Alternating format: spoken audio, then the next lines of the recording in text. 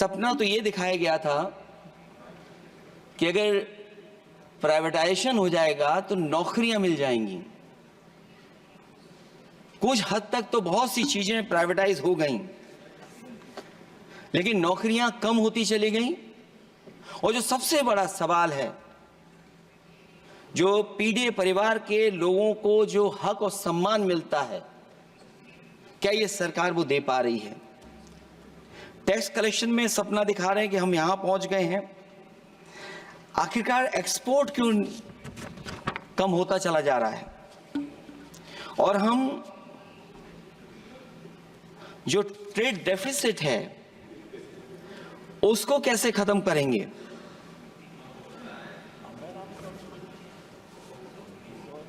दस साल में अगर हम वहीं के वहीं खड़े हैं और कोई ऐसा कुछ न दिख रहा हो और परिणाम जो रिजल्ट आए हैं यूपी के, उसमें दिखाई दे रहा है कि आपने कितना काम किया है। सभापति महोदय, अगर ये सब कुछ अच्छा किया होता तो क्या परिणाम ऐसे आए होते? जहां हारे ही नहीं हैं आप, सीटें ही कम नहीं हुई हैं। देश के प्रधानमंत्री जी भी वोट से हारे हैं, वोट से हारे हैं। जो कभी 5 लाख तक जीतना था जिन्हें, या 10 का टारगेट बनाया था, कितने से जीते? तो कम से कम इन चीजों को तो देखें। मैं जब सुनता हूं सत्तापक्ष लोगों को तो मुझे वो लाइनें याद आ जाती कि वो झूठ बोल रहा था, बड़े सलीके से मैं एतवार न करता तो और क्या करता।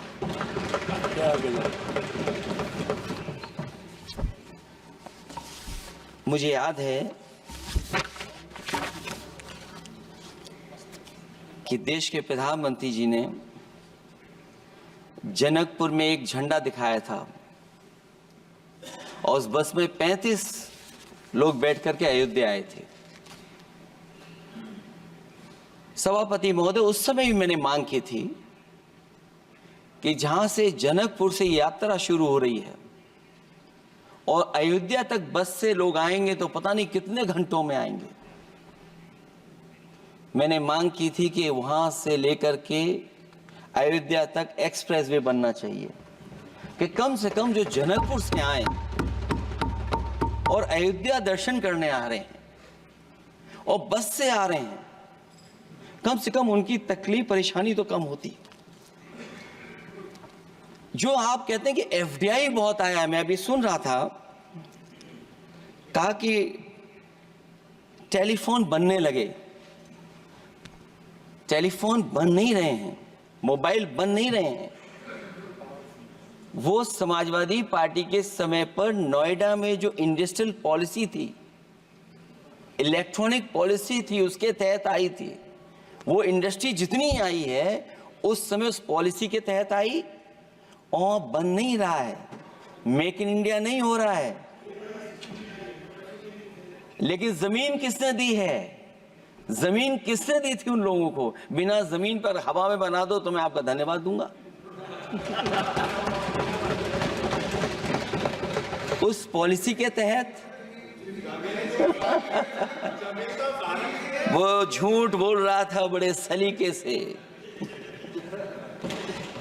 आप कह रहे हैं कि एफडीआई लाए हैं हम लोग। एफडीआई, अगर पूरे देश का हम एफडीआई देखें तो उत्तर प्रदेश को कितना एफडीआई मिला है? सभापति महोदय, अगर 1% से ज्यादा भी एफडीआई उत्तर प्रदेश को मिला हो तो बताइएगा आप।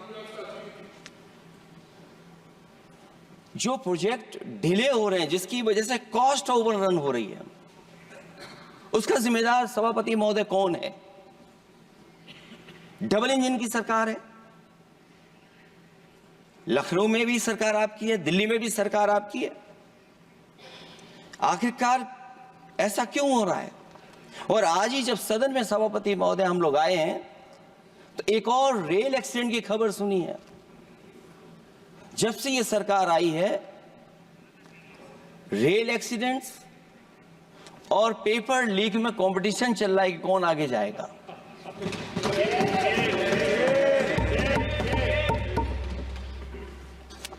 मैं तो अखबारों में पढ़ता था सभापति महोदय कि तोड़ फोड़ करके ही सरकार बनाते हैं। अभी एक सदस्य पिछली बार वो तोड़ फोड़ कर करके शायरी भी बनाने लगे हैं। जो प्रोजेक्ट और जिस प्रोजेक्ट के लिए प्रधानमंत्री जी एयरफोर्स का सबसे बड़ा हवाई जहाज हरकुलिस विमान लेकर के आए थे और वो सड़क पर उतरे थे, वो एक्सप्रेस वे पर उतरे थे। मैं समझता हूं सभापति महोदया, यहां जितने माननीय सदस्य हैं सबने देखा होगा और सबने निर्देश के अनुसार उस पर ट्वीट भी किया होगा।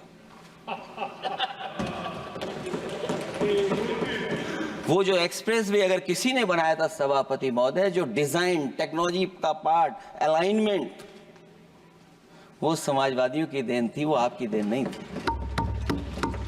ये बात मैं इसलिए कह रहा हूं सभापति महोदया क्योंकि इस बजट में सरकार चलाने के लिए आपने पैकेज दिया है।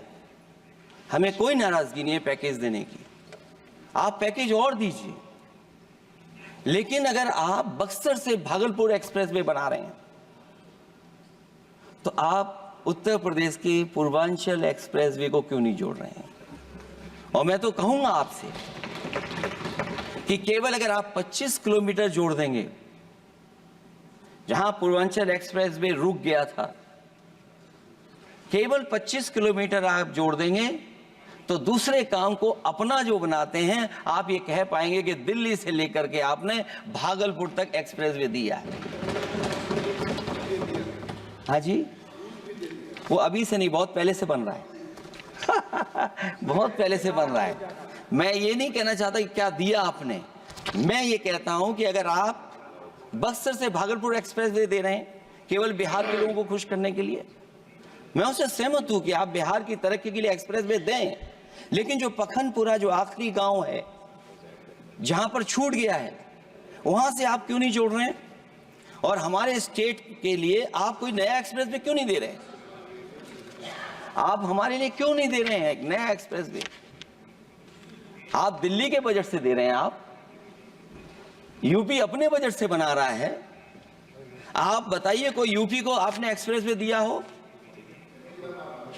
कोई एक्सप्रेसवे नहीं दिया। और मैं तो कहूंगा और याद दिलाइएगा अपनी सरकार को, एक बुंदेलखंड एक्सप्रेसवे बना था, अभी बताएंगे आपको उसका भी।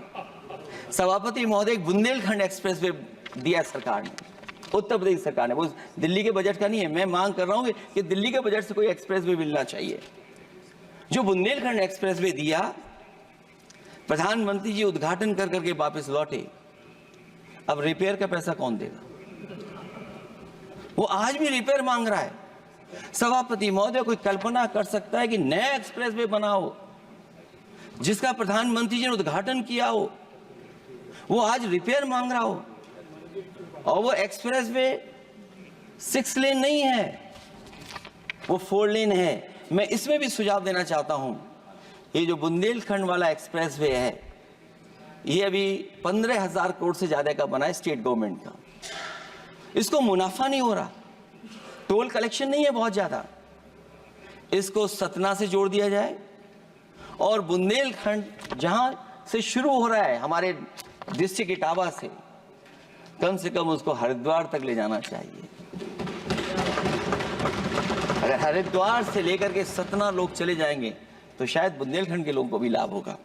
और सबसे बड़ी बात है सभापति महोदय, दिल्ली और लखनऊ मिलकर के उन एक्सप्रेसवे की सेफ्टी से और उसकी डिजाइन से खिलवाड़ कर रहे हैं। जो इंडियन रोड कांग्रेस कहती है, जो डॉक्यूमेंट कहता है, वो ये कहता है कि मीडियन सड़क का 12 मीटर से लेकर के 14 मीटर होना चाहिए। आप जाकर के देख के आइए, जो पूर्वांचल वाला बना है उसका मीडियन कितना है? क्या भविष्य में आपने चलने वालों की सेफ्टी के साथ खिलवाड़ की है कि नहीं की है? ये आपको विचार करना पड़ेगा। जिस समय लद्दाख और चीन को लेकर के सवाल उठा था सभापति महोदय, उस समय पॉलिटिकल पार्टी से सुझाव मांगे गए थे और सुझाव ये मांगे गए थे कि आप क्या सुझाव देना चाहते हैं। तो उस समय जो सुझाव समाजवादी पार्टी ने दिया था वो सुझाव ये था कि लिपू लेक से लेकर के आपके ग्वालियर तक 6 लेन हाईवे बनना चाहिए। कभी जरूरत पड़ने पर सीमाओं पर हमारी फौज का आना जाना जल्दी हो जाए। और मुझे याद है जो अखबारों में मैंने पढ़ा था, सरकार ने उसको स्वीकार कर लिया था कि 6 लेन हाईवे बनेगा वो। लेकिन जब टेंडर की बात आई तो सुनने में आया कि वो 4 लेन बनने जा रहा है। और अभी जब वो काम हो रहा है, जब काम मैंने दोबारा उसको देखा तो पता लगा कि डबल लेन पेव शोल्डर बन रहा है। सोचिए कहां 6 लेन बनाने की बात थी, आप डबल लेन पेव शोल्डर बना रहे हैं। और पता नहीं कौन उस हाईवे को डिजाइन किसने किया है डिजाइन, कि जितने भी कस्बे उसके आसपास पड़ रहे हैं, कस्बे वाले अब नाला कहां से बनाएं, घर ऊंचा करें कि सड़क को तोड़ें। बहुत सारे कस्बों को वो समस्या के संकट में डाल दिया है सरकार ने।